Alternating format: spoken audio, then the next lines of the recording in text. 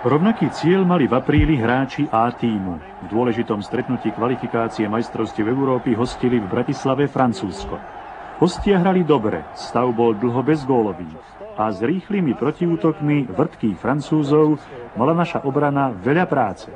V 67. minúte prišiel rozhodujúci moment. V pokutovom území faulovali Masného a rozhodca nekompromisne odpískal pokutový kop. Pozrime sa ešte raz.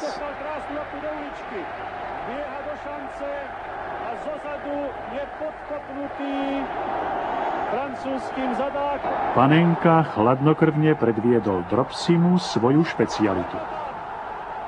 Muž bez nervov predviedol skvelému bratislavskému obecenstvu kópiu víťazného gólu z Belehradu.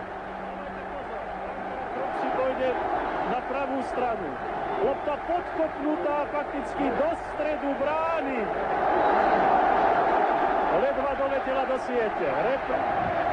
Panenkov kúsok oživil hru celého tímu a o 4 minúty po prvom góle dokázal zase Štambacher, že kanonieri nevymreli.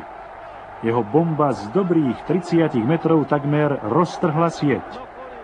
Porazili sme favorita skupiny 2-0.